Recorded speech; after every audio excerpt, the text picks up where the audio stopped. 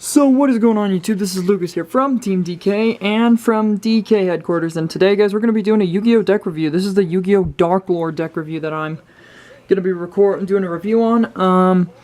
About I think 6 or 7 cards in here are proxies because I don't have them yet until probably next week. It's going to be a really fun deck review. There's also some cards I'm going to be citing as well that I'm going to be interested in showing you guys. I only got like 2 right now because the others are going to take a while to get, but other than that, guys, hope you guys like this video. If you do, please leave a like in the comment section below, like and subscribe for more. And on that, let's see how many views we can get. On my last deck review, my Dark Magician, I got 181 views. That's actually really, really good. So thank you guys so much for all the support on that one. It's good to see people supporting different Yu-Gi-Oh deck reviews I have. But other than that, guys, let's begin. I'm gonna put everything together now because apparently doing this in just one video is just going to be really interesting. So we're going to go over like how, what type of combos are good in here and stuff like that. So it should be a fun video. And so anyways, guys, grab your popcorn because this could be a bit of a long video. If it's not a long video, just grab something to eat. But we're going to be playing 3 copies of Darklord ixchel. It is really needed in Darklord ixchel is basically your Pot of Greed built-in Pot of Greed ability where you can discard her and a Darklord card to draw 2 cards. And then you could use her ability, and when she's on the field, you can pay 1,000 life points and activate a Darklord card in your graveyard. Except for a monster, because that would be too overpowering, but that's crazy. And she's actually extremely good in this deck, and I would recommend you buy at least 3 of her. Speaking of which is another good combo, we have got Darklord Superbia. You need to have 3 of him. Darklord Superbia is extremely, very good, because you can summon him, use his built-in Call of the Haunted ability to target one of my Darklords in the graveyard and basically summon it to the field. So it's kind of like, what is it? It's kind of like, yeah, it's kind of like a built-in Call of the Haunted. It's a rank 8, so it's good for like Hope Harbinger Dragon, Titanic Galaxy, Galaxy Eye Cypher Dragon, Lancelot and Eye of the Underworld. Anybody who's a level 8 and who's really good to use. Then we're playing a double Naz-10, which I know is going to be a really fun card to test out in later on. And the reason why I've been playing double Naz-10 is because his ability is pretty good where you can discard 2 Darklord cards to special summon him from your hand, and then, of course, each Darklord except for Superbia has a built-in ability to pay 1,000 to activate a Darklord card in your graveyard. So yeah, he's good for rank 7, which would be like Big Eye. I think Lucky Straight is one of them, number 7, I think. Yeah. Then we're going to be playing double Darklord Amdusk, which is nice to use because you can discard him and another Darklord to target a Darklord in your graveyard and add to your hand a Darklord card. So say you discard it and Darklord Contract, and say you want to add a Darklord ixchel back to your hand. Then you can discard ixchel with Superbia, draw 2, and then there's different combos that are going to be so fun to play with. But Amdusk is a level 6, and I'm trying to remember. I think the only good one I know out there is like Azian the Sylvan High Arbiter. Trying to think of other good 6. Oh, I think Tyrus, Keeper of Genesis is level 6, so he might be in this deck later on for like extra deck stuff. But I am running double Darklord Amdusk. And then we're running 1 Tezcatlipoca. I would run 2, but 1's sufficient right now. And what he does is you can discard him, so if any of your Darklords would be destroyed by battle or by card effect or targeted, you can discard him, and instead it protects them from that turn. So it's really good against cards like Dark Hole, Raigeki, Mirror Force, and that's about all the destructive cards I know for spells. Then we're going to also be playing 1 copy of Zerato. All of these are going to be like ultimate or secret. And Zerato is really needed in this deck because what Zerato does is you can discard a dark card from your hand to the graveyard, and he basically blow ups all your opponent's monsters. He's like a built-in Demise King of Armageddon, except it's more like a built-in Raigeki ability. So that's kind of why I would run him, and he's a rank 8, so he's good for going into like Cypher Dragon and stuff like that. That's going to be it for your Darklord area. And then for the Shutdown deck special summoning techniques, we're going to be running ultimate rare versions of Vanity's Fiend. You need 3 of him. He's rank 6, so he's good to go into like different ranks if you were allowed to like play, skill drain on his ability and then go into rank 6.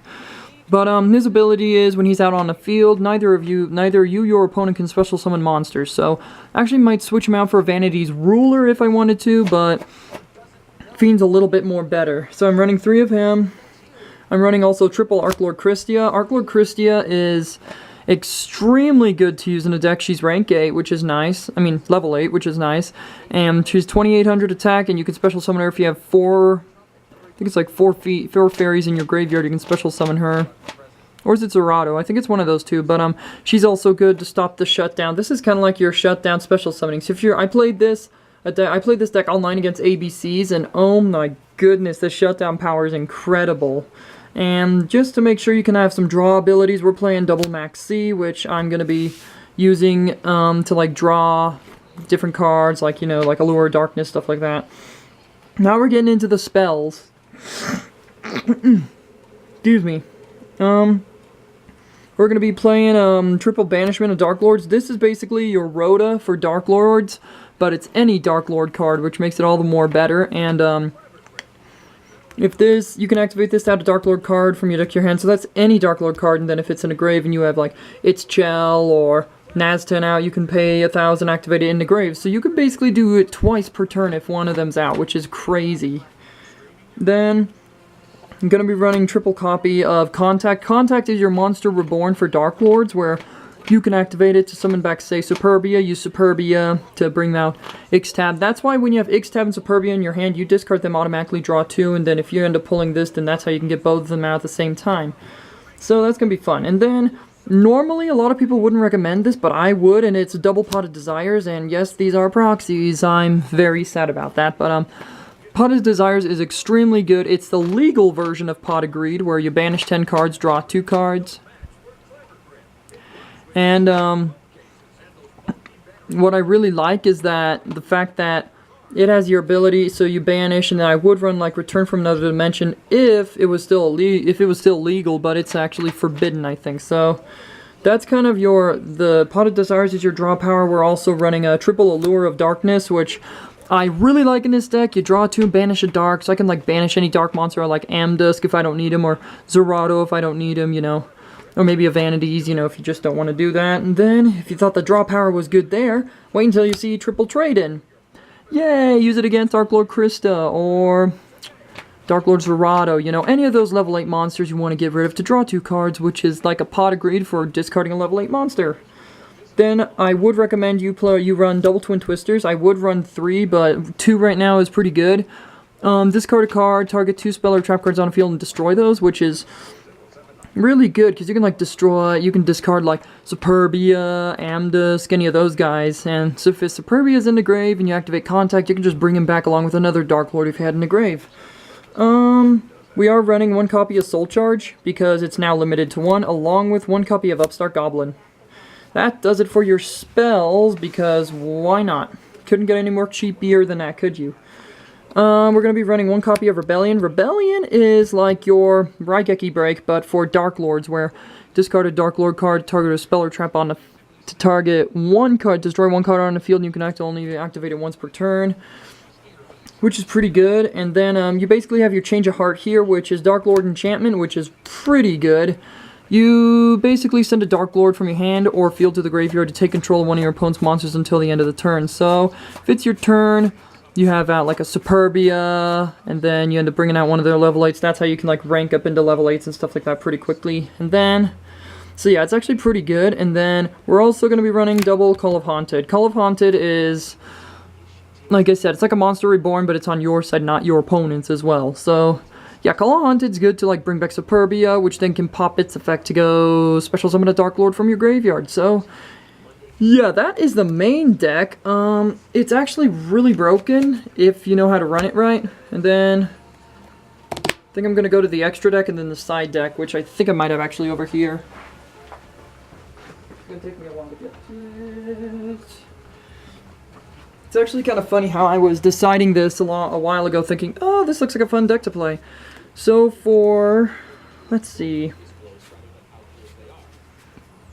And I only have rank 7s and 8s right now. For your rank 7s, I'm running 1 ulti rare of Red Eyes Flare Metal Dragon. Very beautiful. Good for burn effects. Say your opponent activates any card that they want to and the effect goes off. As long as he's out in the field, they keep losing 500 for each card they activate. So, yeah, that's burn power right there for you. And then you got one, number 11 Big Eye, which I'm surprised that they let it back on after they put it on the ban list for a little while. But, It has the ability to target one monster your opponent controls, gain control of it. It's like a permanent change of heart built into a monster. Then for your rank 8s, we're running one Galaxy Ice Cypher Dragon, which is good. You can detach material, target a monster your opponent controls, gain control of it. Unfortunately, this is where it gets interesting. Unfortunately, Galaxy Eyes won't be able to attack. So yeah, it's good for like controlling. We're playing one Divine Dragonite Felgrand, good for like targeting, say, ABC Dragon, ABC Wyvern, like the ABC, the Big Daddy ABC, activated, negating its effects with Felgrand's ability. That's probably the funniest thing I've done. And then finally, we're playing trying to remember what this is, number 23, Lancelot, Knight of the Underworld, which is actually pretty decent because as long as he has a material, he can attack your opponent directly. It's like Heartland Draco, but it's a level 8, so it's actually good in this deck, whereas Heartland Draco would be a level... What am I thinking of? I'm blind. Of like a level 4, that's what I'm thinking.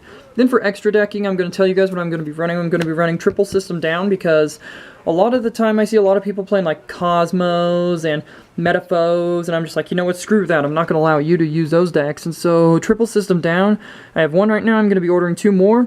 We're also playing a Solemn Warning, and other decks I would say you run is like Ghost Reaper Winter Cherries, Dimensional Barrier. Let's see, what else am I trying to think of that is a really good card. Oh, an Anti-Spell Fragrance, which is so broken. Activate it. Basically, you and your opponent can activate spells until the second turn, and you must set them. So, rip that and rip everything else about it. But, yeah, that's the side deck right there. But that's going to do it for today's deck review. If you guys really like that deck review, you guys want to give me any, suggestions on what you guys think. And if you guys, think I should add any more better decks. Like, I might run Dante in there because he's good for milling out the Darklords. And then, yeah, it's going to be crazy. But, maybe even a Speedroid Darklord deck profile, I don't know, but anyways, hope you guys did enjoy this video, and if you do, leave a comment, let me know, and I'll check you guys out in the next video. Later!